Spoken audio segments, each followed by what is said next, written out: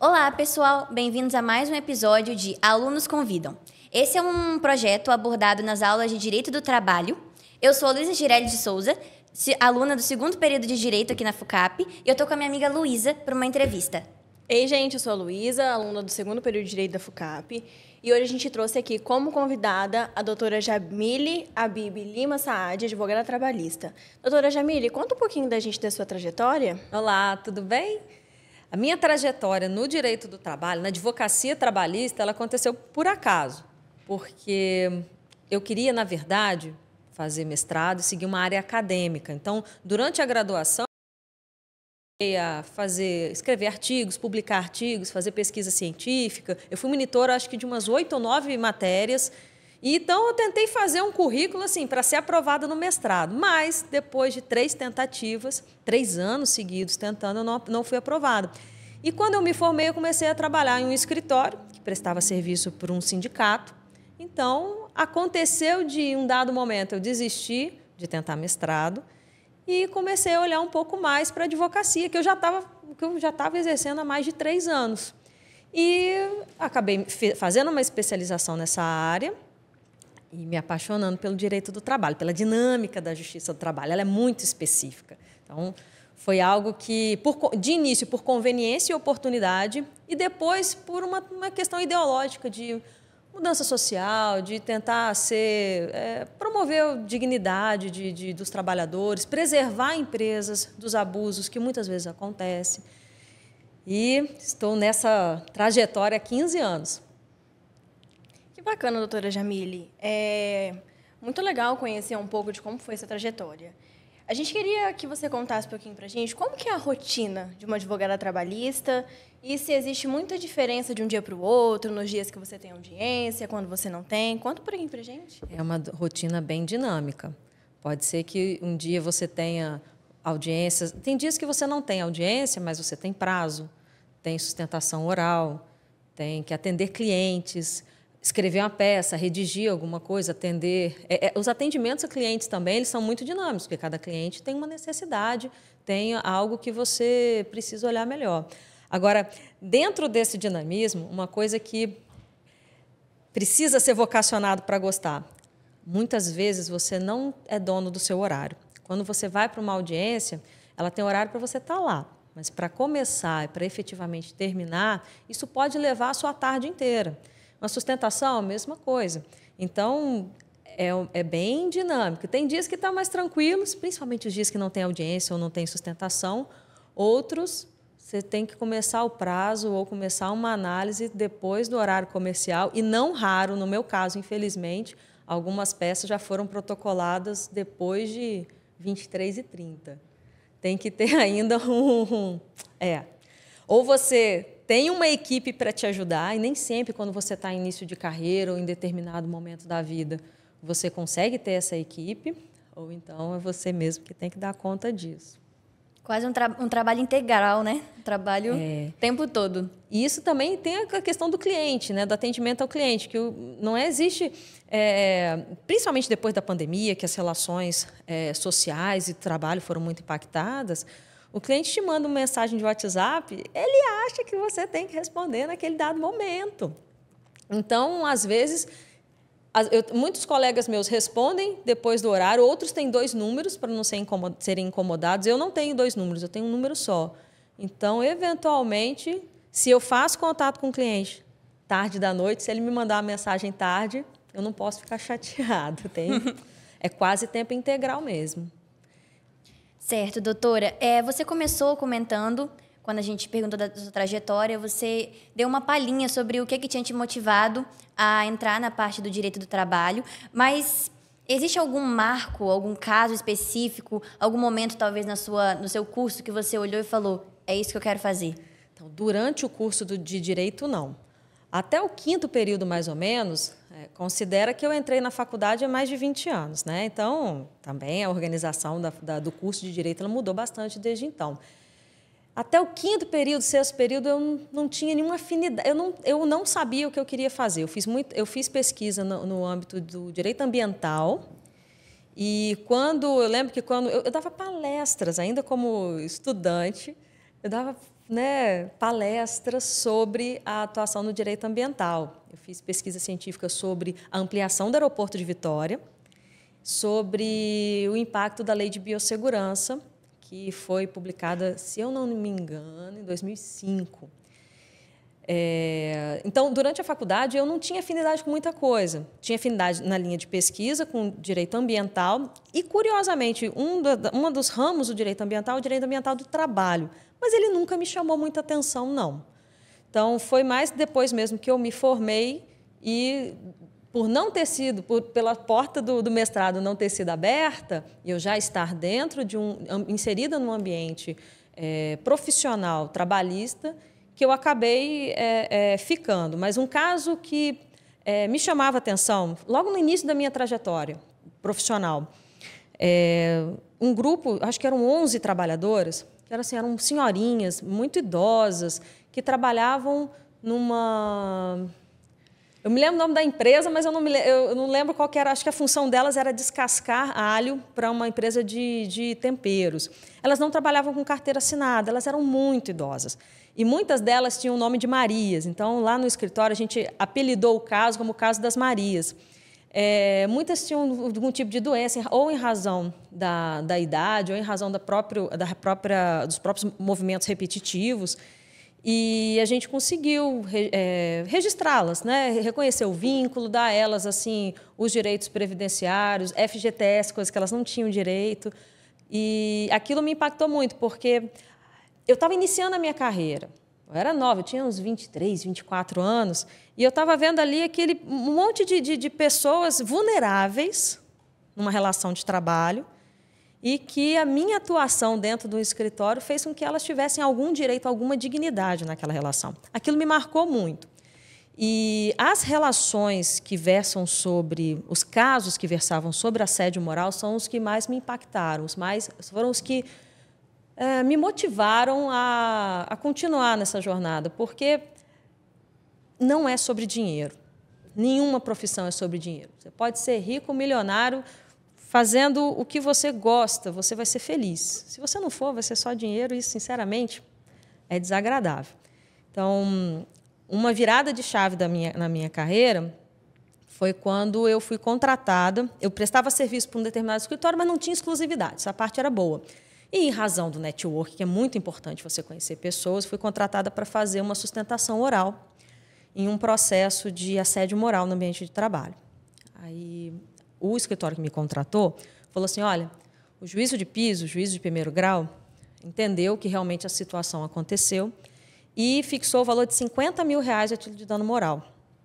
Só que esse valor, para a média para o parâmetro que o nosso tribunal tem aqui, é muito alto. Então, eu preciso que você, na sustentação, defenda que a sentença tem que ser mantida. Aí falaram que, apesar de ter recurso para aumentar, e falaram, olha, se você conseguir pelo menos manter a sentença, já é uma vitória para a gente. E eu estudei aquilo ali como se fosse o último respiro da minha vida.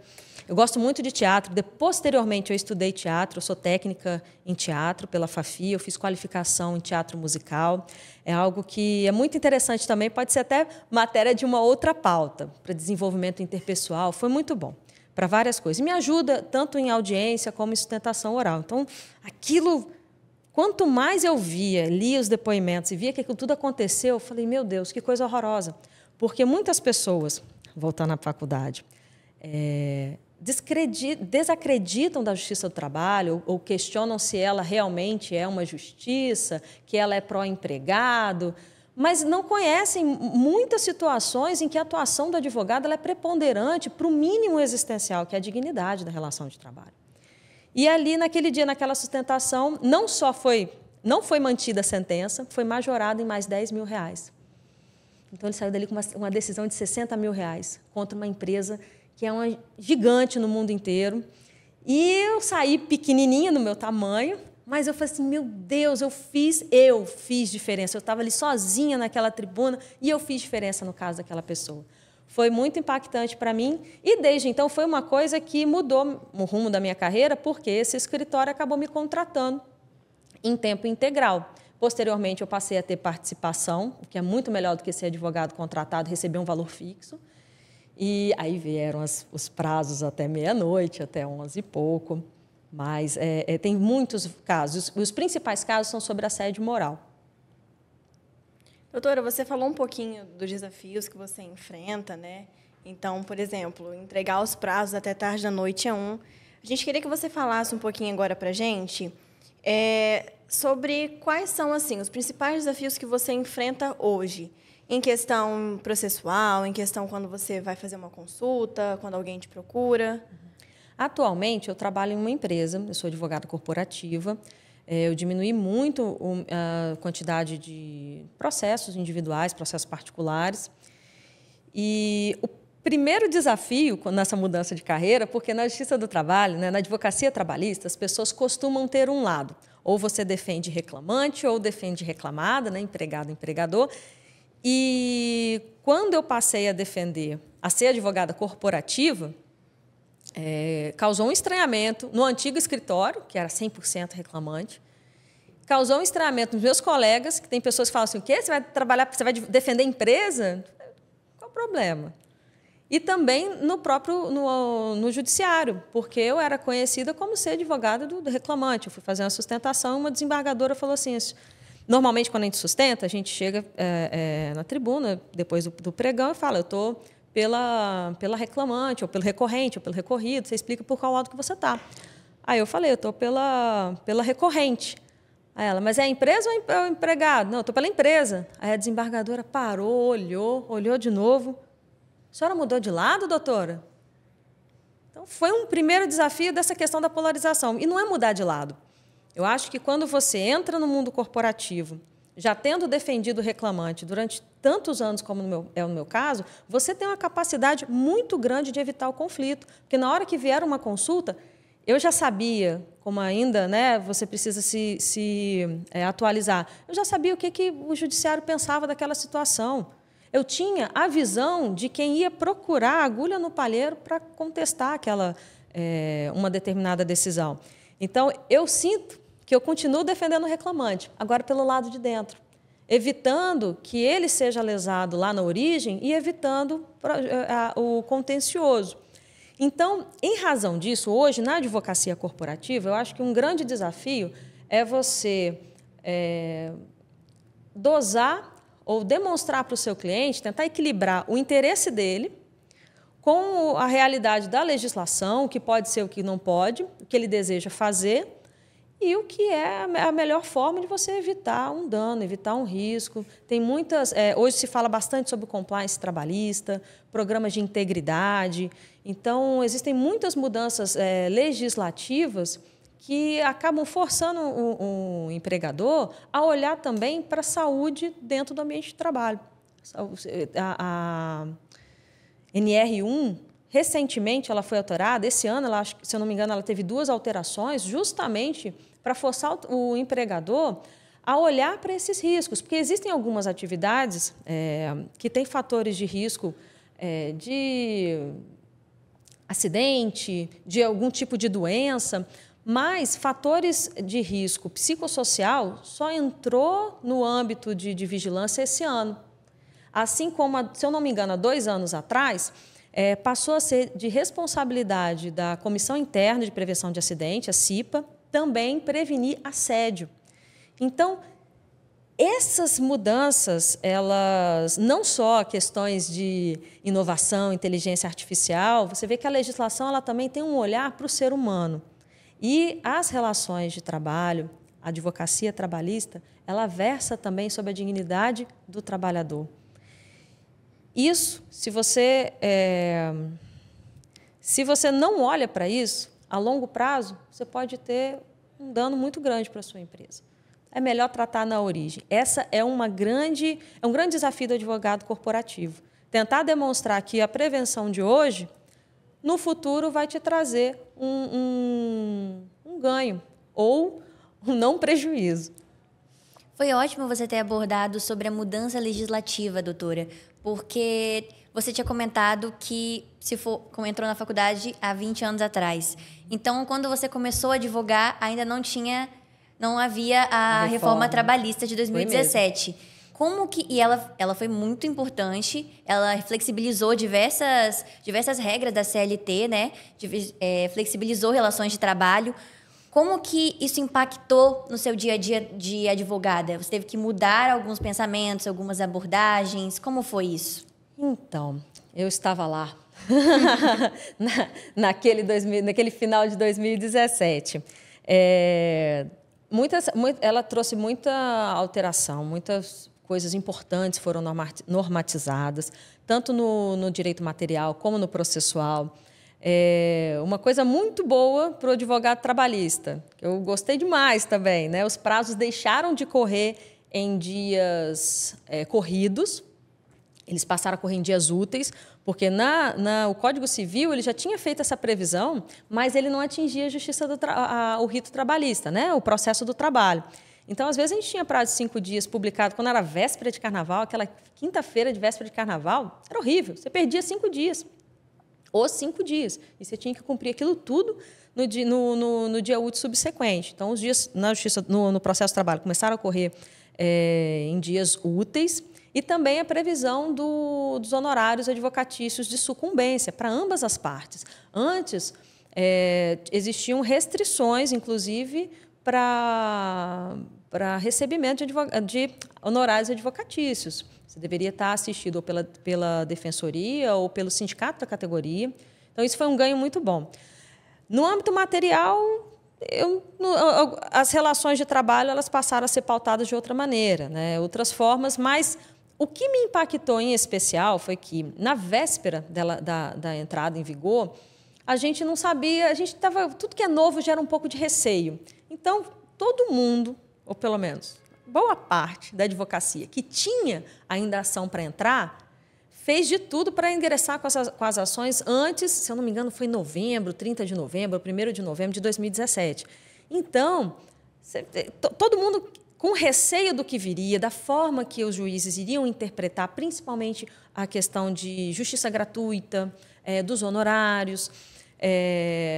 Muitos fizeram as ações todas que davam tempo de fazer. Eu me lembro que eu estava no escritório, estava todo mundo no escritório até meia-noite, escrevendo, protocolando. Eu tive uma colega que falou assim, não deu nem tempo da gente rezar para cair numa vara boa, de tão rápido que a gente tinha que protocolar, para não perder o tempo. E na hora que virou meia-noite, a gente, reforma. Então, muitas pessoas falaram, o número de reclamações trabalhistas caiu. Tá, mas caiu por quê? As pessoas têm... Acho que existem muitas variantes. As pessoas tinham 2 anos ainda para fazer ação depois do término do contrato, depois da projeção, do término da projeção do aviso prévio, no caso de quem tinha aviso prévio. Eu preferi aguentar as ações que davam para aguentar, para ver como que o judiciário ia tratar a aplicação da nova lei. Então, muitas pessoas também já tinham feito as suas ações trabalhistas, ou seja, o passivo não estava tão grande. E as discussões sobre a aplicação da reforma, elas perduraram até semana passada, quando foi entendido que, assim, inclusive, as normas de direito material elas se aplicam aos contratos de trabalho, mesmo antes da reforma. Isso aconteceu 7 anos depois que ela entrou em vigor.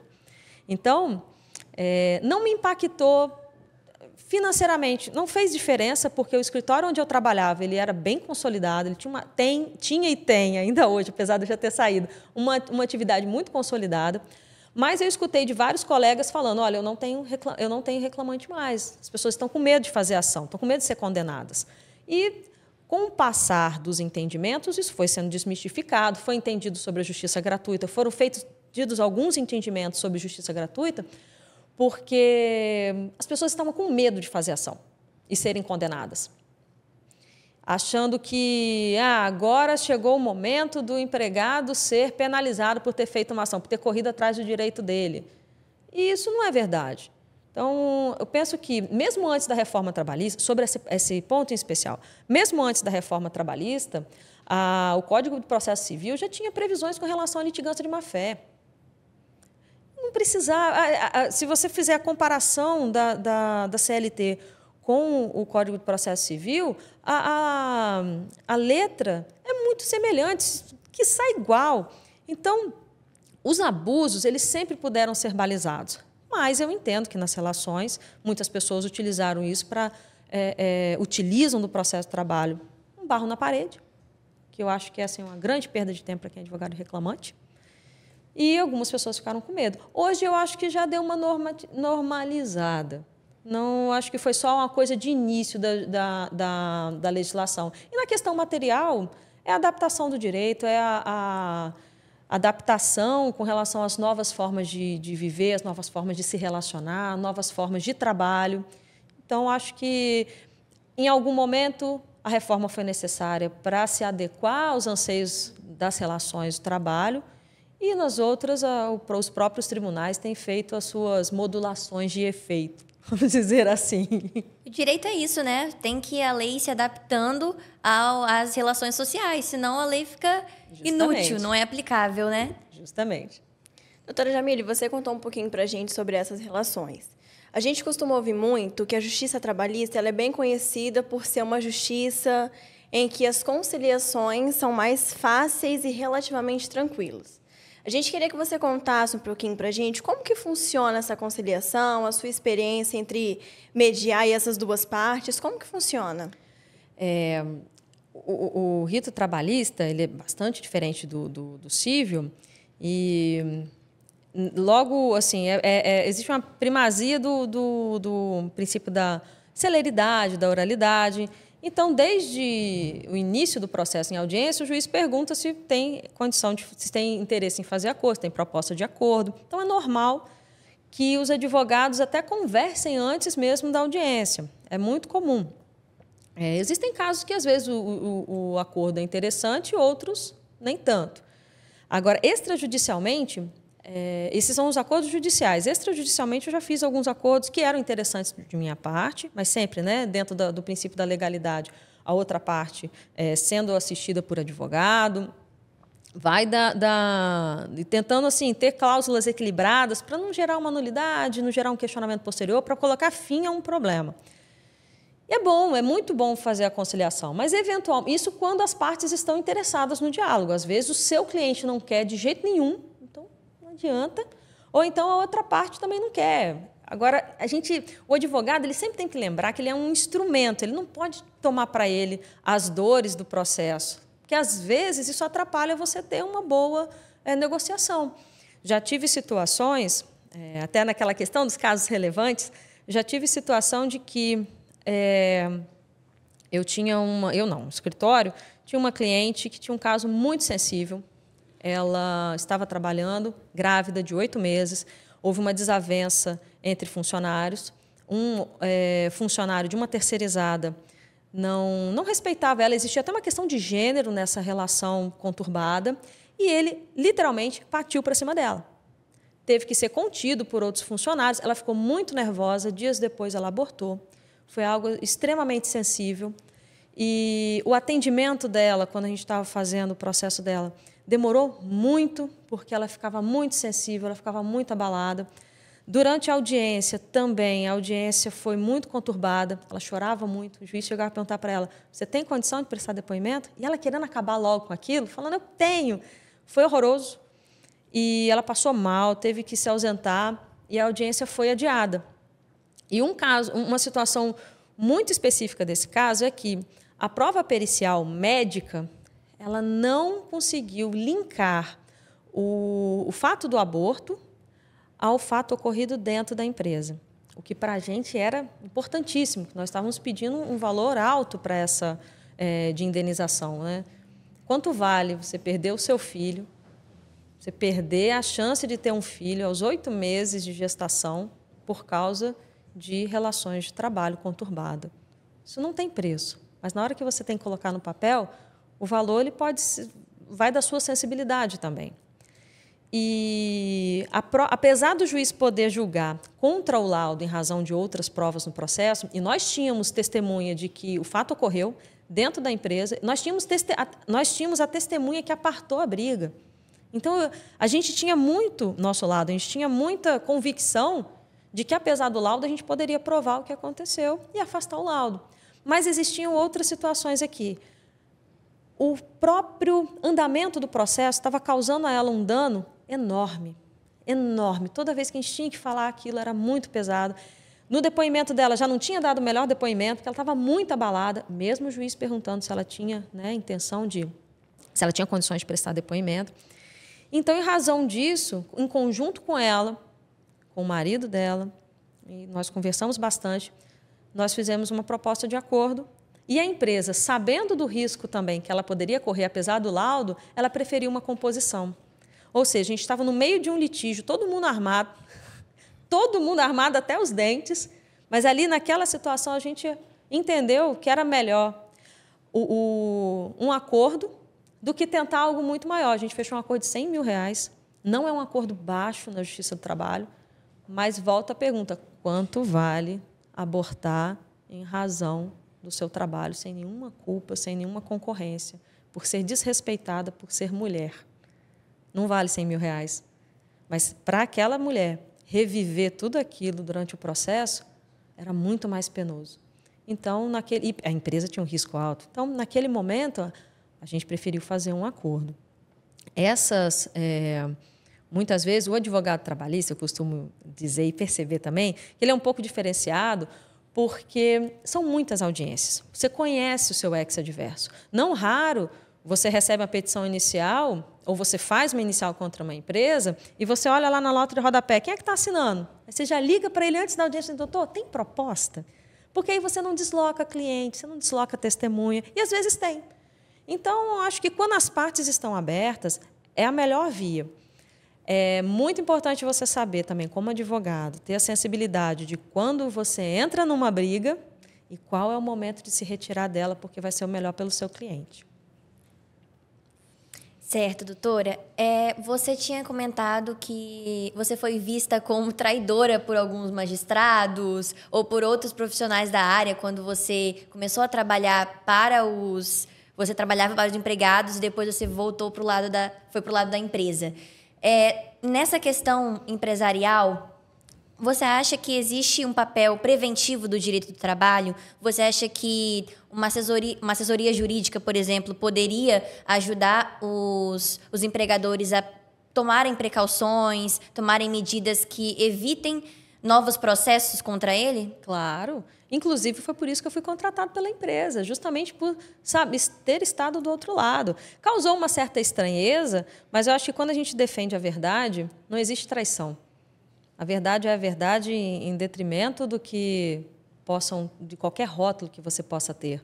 Então, você pode ter certeza, toda causa que eu coloco a mão para entrar por um empregado, 30%, eu só ganho 30% se ele ganhar, quando ele ganhar. Eu não vou jogar barro na parede.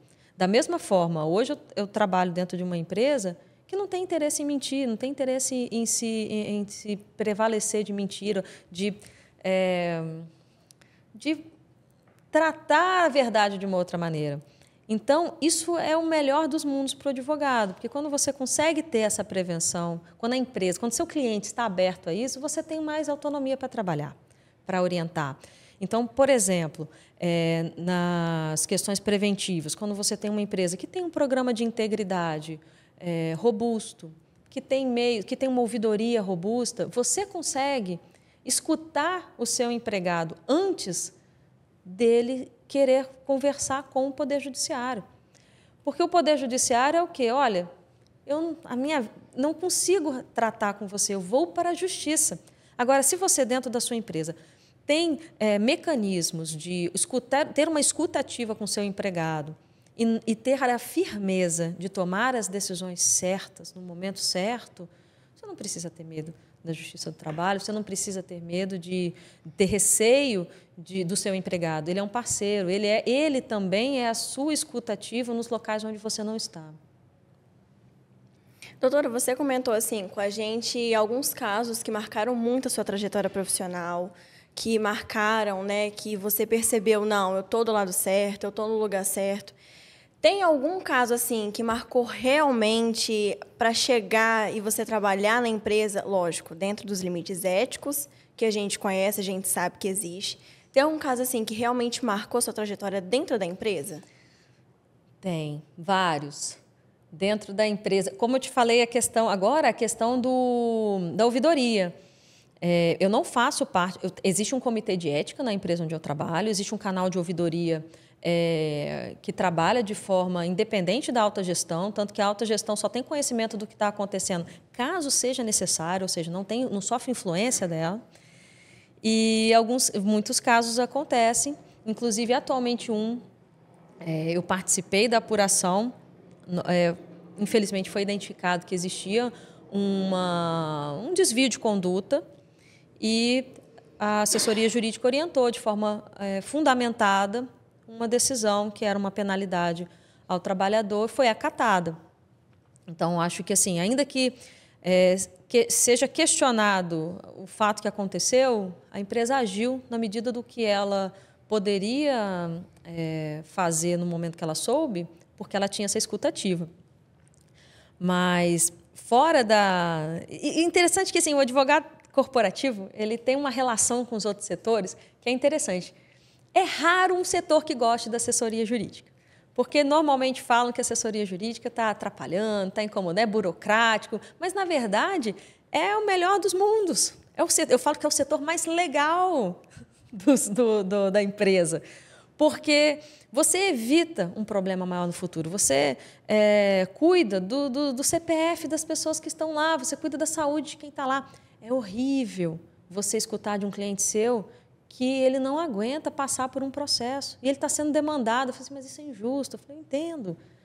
Mesmo que seja injusto, às vezes a injustiça leva 5, 10 anos para ser enterrada. E mesmo assim, mesmo você estando certo, você passou por aquilo.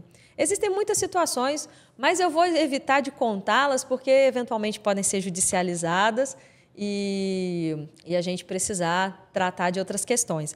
Mas dentro da seara, assim, da dinâmica da Justiça do Trabalho, tem um caso que eu acho muito interessante. Interessante, assim, é muito comum quando você é da Justiça do Trabalho, né, você é advogado, terem grupos de advogado e você, assim, olha, eu não tenho muita audiência. E, às vezes, a audiência num dia, no horário que você não consegue ir. Eventualmente, você consegue pedir para um colega fazer para você. Ou trocar audiência com você paga para ele fazer para você. Pois bem, teve uma vez que, num grupo, alguém falou assim, alguém pode fazer audiência hoje, tal horário? Eu falei, olha, eu posso. Eu falei, eu posso. Aí a pessoa contactou e tal. Eu achei estranho. E ela falou, olha, advogada, né? Eu não posso fazer porque meu cliente é um pouco difícil, mas eu já renunciei, eu só preciso fazer essa audiência para me desvincular. E eu não quero fazer porque eu me desgastei com ele. Como foi muito rápido, eu não parei para olhar a audiência anterior, ela somente me explicou que era uma matéria de direito, não precisava produzir provas, mas precisava encerrar o processo. Pois bem, aí, e pagou antecipado, achei muito estranho. Pediu o Pix e pagou antecipado. Falei, vamos aceitar. Aí aconteceu uma situação, meia hora, 1 hora depois, eu pedi para um colega fazer para mim. Perguntei, doutor, posso pedir para meu colega fazer? Ela pode. Aí, pois bem, falei com ele. E ele, início de carreira. Eu falei com ele, olha, a audiência é assim, assado, tal, passei o Pix para ele, beleza. Ele chegou lá, ele falou que só tinha a audiência dele em pauta. Aí que ele disse que estava olhando, não tinha ninguém no andar. E dali a pouco chegou um agente, chegou um outro agente, ficaram 3 agentes do lado de fora. E aí houve o pregão da audiência dele, tinha mais 3 agentes dentro da audiência. E o advogado da outra parte estava online, ou seja, só tinha ele lá e todo mundo estava esperando o reclamante. A gente pensou assim, meu Deus, o que houve nessa situação? Pois bem, o reclamante não foi, acabou, e quando a gente foi olhar a audiência anterior, o reclamante ameaçou todo mundo. Foi adiada porque o reclamante estava fora de si, por situações que sabe Deus por quê. Então, foi... E até hoje, a senhora não me passa audiência disso, não. São coisas assim da Justiça do Trabalho que a relação entre os advogados ela é muito dinâmica e existem coisas inusitadas nesse sentido. Tem um outro caso também, para ver se vocês gostam de Justiça do Trabalho mesmo. É divertido. Lógico, o mérito é uma situação extremamente ruim. Eu estava pedindo um dano moral ricochete para uma moça cujo marido tinha sofrido um acidente no ambiente de trabalho, ele sofreu sequelas mentais em razão disso, por causa de um acidente, E o acidente tinha acontecido há muito tempo, mas por questões de prescrição ainda não tinha sido abarcada a prescrição. E durante a audiência, a advogada da outra parte, e eram pessoas muito humildes. É importante, assim, às vezes, quando o seu cliente é a pessoa que não sabe falar, a pessoa que não, você tem que proteger ele da vida, às vezes dele mesmo. E a advogada da outra parte estava ironizando o fato de estar sendo pedido dano moral para uma pessoa que era muito simples. E aí, dentro dessas ironias, a cliente que estava do meu lado, ficou tão brava, tão irritada, que bateu na mesa, começou a gritar com ela. E eu, de salto, precisei levantar, puxei a cadeira dela, arrastando ela para fora da sala de audiência, abandonei a audiência. E do lado de fora estava o marido, os filhos, saíram todo mundo correndo. Aí eu pedi para o agente, tem como o senhor, por favor, pedir para alguém levá-la ao serviço médico, que ela está passando mal? E a audiência ali acontecendo. Então, existem muitos casos que você, como advogado, não é apenas, né, aquele operador do direito, você também é um psicólogo. Com todo respeito aos psicólogos, mas você precisa ter uma escuta ativa para atender essa pessoa e acolhê-la nos seus anseios. E dentro de uma empresa, quando você consegue fazer isso sem a judicialização, tem dias que eu saio extremamente feliz. Aí ninguém sabe o que aconteceu, porque o jurídico, quando funciona direito, ele não aparece. Ninguém vê, ninguém só fica ali naquela pequena decisão. E tem muitos dias que eu saio exausta, ninguém viu aquele monte de reunião, aquele monte de conversa, mas que a gente sai com uma sensação de que a gente evitou um problema. Bacana. Ótimo, doutora. Na sua opinião, como uma advogada com bastante experiência no âmbito do direito do trabalho, né? Muitos anos e advogando para ambos os lados, quais são as tendências do direito do trabalho com o advento da IA, que se fala muito, com essas mudanças tecnológicas, inclusive a flexibilização de alguns contratos, como o trabalho remoto? O que você enxerga de tendência no que diz esse tipo de relação? Acho que é uma realidade que não é freada. Isso vai sempre, a tecnologia, as tecnologias em si, elas vão sempre vir de forma desenfreada e diferente do que acontecia antes de eu entrar na faculdade, que era digitada a petição na máquina de escrever, então as jurisprudências elas vinham em livros ou cadernos mensalmente. Hoje as coisas são muito mais dinâmicas. Saiu a jurisprudência ontem, você já tem acesso hoje. É muito falado sobre o visual law, para otimizar a forma de você expor. Processualmente, acho que é questão muito da sua forma de tratar com o mercado, porque não adianta muita coisa.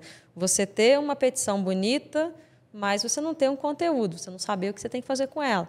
E nessa parte dessa burocracia, eu acho que, apesar de tanta evolução, o operador do direito ainda vai precisar pensar. A IA ainda não pensa pela gente, a IA ainda não acolhe o seu cliente, não existe uma humanização que não passe pelo ser humano da pessoa do advogado. Então, as tendências a questão de tecnologia, elas são infreáveis. Eu não consigo imaginar, mensurar o quanto que a gente ainda vai ser impactado por elas. Mas, em contrapartida, uma grande tendência da Justiça do Trabalho é olhar para dentro do ser humano. Quando você trata sobre saúde mental, quando você tem uma NR que determina que a empresa comece a tratar e levantar riscos psicossociais, quando uma comissão interna de prevenção de acidente passa a ser responsável também para evitar assédios morais. Então, o ser humano não vai deixar de existir enquanto sua essência, sua personalidade, e isso precisa refletir no ambiente de trabalho e precisa ser resguardado. Por mais que a gente ache assim, nossa, eu estou trabalhando muito, eu acordei às 7, estou até 11 horas na ativa, isso tem um prazo de validade. alguma coisa você precisa fazer para mitigar. Não, você não consegue fazer isso todos os dias. Por mais que a gente ache interessante, nossa, eu sou workaholic, eu quero empreender, eu trabalho muito mais do que 8 horas, e trabalhamos muito mais que 8 horas, não é só, a gente não trabalha só enquanto bate o dedo e está dentro da empresa, mas por tanto termos trabalhado nesse formato, hoje a própria legislação tem como tendência olhar para dentro do ser humano, humanizar a relação, em detrimento de toda inovação e toda tecnologia que nós não vamos frear. Que bacana, doutora, você falando que é importante, né, a gente também olhar para quem é o cliente, quem que você está trabalhando, lógico. Muito se fala hoje sobre ética e justiça social dentro desse ambiente, dessa área do direito do trabalho. E a gente sabe que ele tem um componente ético que ele é forte, ele é bem presente hoje em dia. Conta para a gente assim, um pouquinho de como que você enxerga que é o seu papel, você como advogada, né, no quesito de justiça social, principalmente por você ser mulher. O direito em si é uma ciência social aplicada. Sem a sociedade, o direito não existe. Então, muitas das nossas relações, quando você vem se você vier para a letra fria da advocacia, o advogado, se eu não me engano, ele é a segunda profissão que as pessoas têm menos credibilidade. Primeiro é político, porque parte do princípio que ele não é ético. Enquanto você pensa, não, o juiz é imparcial, ele vai fazer a melhor análise do caso. Mas a própria Constituição Federal diz que nós somos indispensáveis à dignidade da justiça. E isso, às vezes, pode ser esquecido, mas é importantíssimo que a gente sempre se recorde por que a gente está aqui. O que nos fez escolher o direito? O que nos fez escolher a advocacia? E não foi lá no início, quando a gente se habilitou. Todo dia. Quando o seu cliente te faz uma pergunta pela milionésima vez, quando ele te pergunta como é que anda meu processo, essa é algo que precisa estar ligado com a sua vocação, porque é tratar de ser humano, para além de salto alto e roupas que precisam ser vistas da melhor forma. Com relação a essa relação e o fato de ser mulher, às vezes eu sinto que eu preciso ser, ou pelo menos aparentar ser, melhor do que outros colegas pelo fato de serem homens. Mas isso não é uma questão pessoal, não me diminui. Mas eu sei que eu sinto que muitas vezes eu sou apartada muito mais vezes do que eles em reunião. Eu sinto que, às vezes, quando um colega homem fala, ele é mais ouvido do que quando eu falo. Mas isso, eu acho que é algo assim, da formação da sociedade. E mais vezes mulheres estão tomando locais de gerência, estão tomando locais de poder.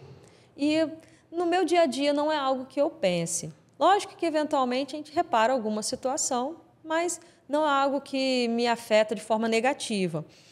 E eu sou muito brincalhona nas minhas relações, mas algo que me orientaram no passado, um chefe meu falou assim, seja você, porque você não precisa fingir que você é outra coisa para ser respeitado. Apenas seja. O quanto você ganha no final do mês, ele falava, né? O alvará que vai sair no seu nome, não importa a cor do seu cabelo, não importa se você está gorda ou não. Inclusive, nessa época, eu vou dizer, eu pintei meu cabelo de rosa. Eu já fiz sustentação oral com cabelo rosa, com cabelo vermelho, incêndio, quando eu estava fazendo teatro, na escola de teatro. E algo que era muito falado, eu achava interessante, versa um pouco, talvez, sobre ética, talvez sobre outras questões.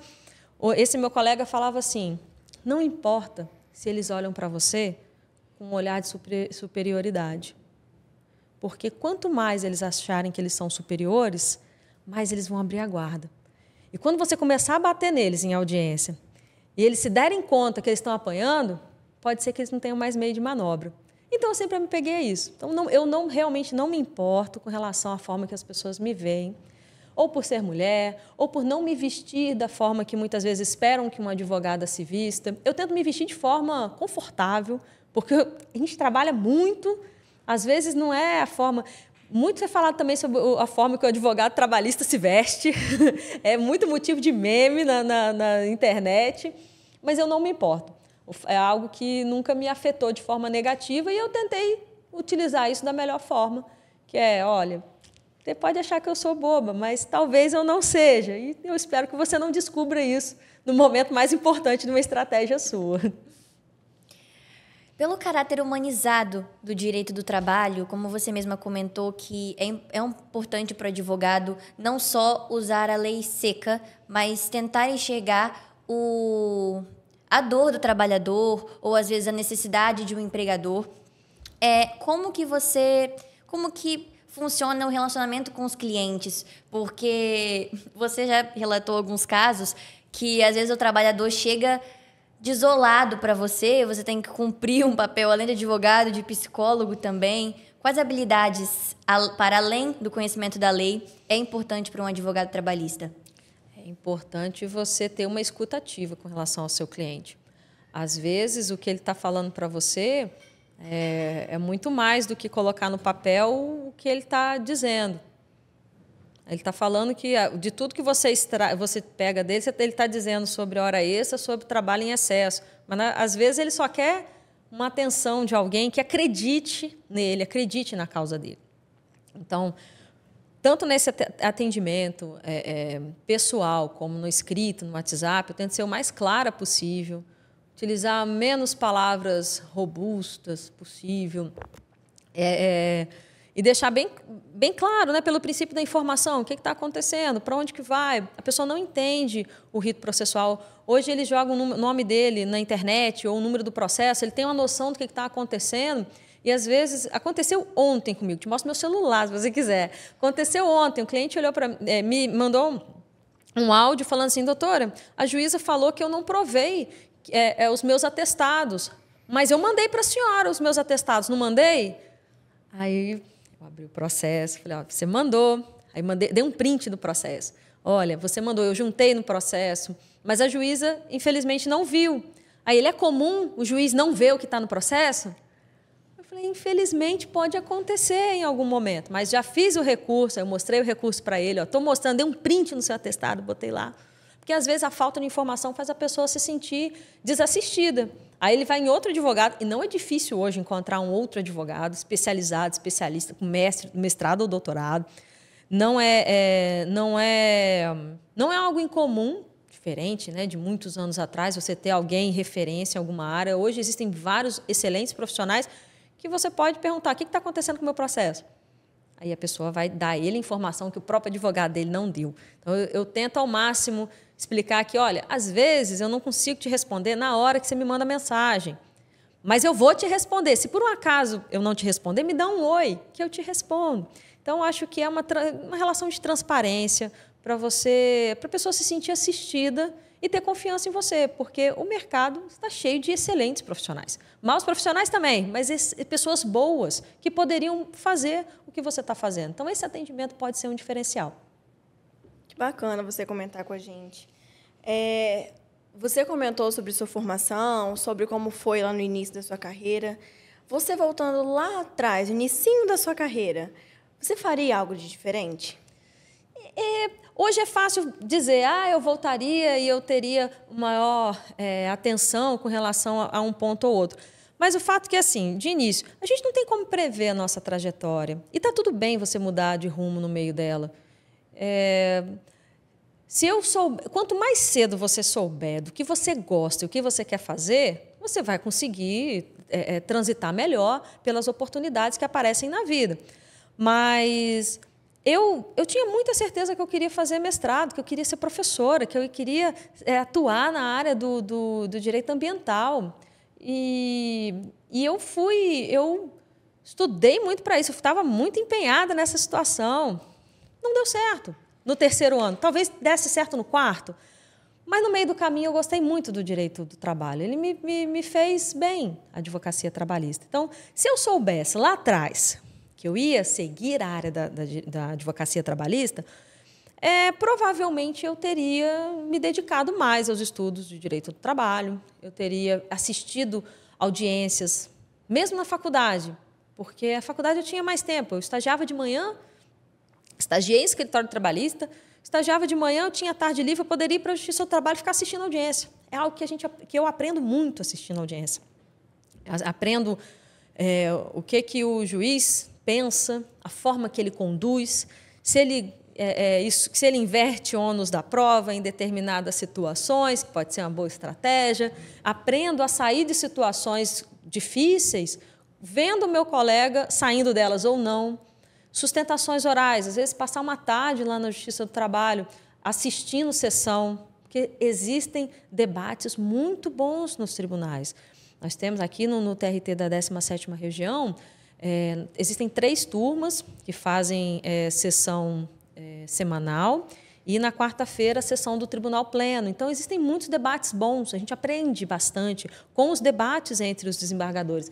Então, provavelmente eu teria frequentado mais a Justiça do Trabalho, não como advogada, porque não era, mas como estudante, justamente para ter essa vivência que eu acabei tendo em 15 anos, mas teria antecipado um pouco mais. Legal. Certo, doutora. E, para finalizar agora, uma pergunta que a gente, como estudante, a gente estuda muito todas as áreas do direito e, às vezes, não consegue se dedicar para uma coisa que seria importante no futuro, como você mesma comentou, que não teria voltado atrás e se dedicado mais em direito do trabalho. Direito tem infinitos ramos, infinitas possibilidades. Não precisa ser só advocacia, não precisa ser só órgão público. Existe um universo de carreiras. E qual seria um conselho seu, não só como advogada trabalhista, mas como uma jurista que observa as relações de trabalho, observa outros advogados, como você mesma comentou, que tem muito contato? Que conselhos você daria para uma pessoa, para um estudante que está se formando, que está entrando agora no mercado de trabalho? É muito importante você saber, quão cedo for possível, quem você é e o que você quer. Porque isso vai te ajudar a nortear o seu empenho de esforço e de energia. Então, o direito, a gente escuta muito, o direito tem um leque de oportunidades. E tem mesmo, mas se você não souber abanar, não adianta a direção do vento para onde que ela vai. Então, eu acho que, assim, durante a faculdade, é um momento bom de você ter experimentações em áreas diferentes. Você é estudante, você tem todo o direito de errar e ser corrigido, e está tudo certo. Então, quanto mais você experimentar e tentar identificar o que você gosta, vai ser o melhor dos mundos. Então, lógico, eu poderia falar, estude.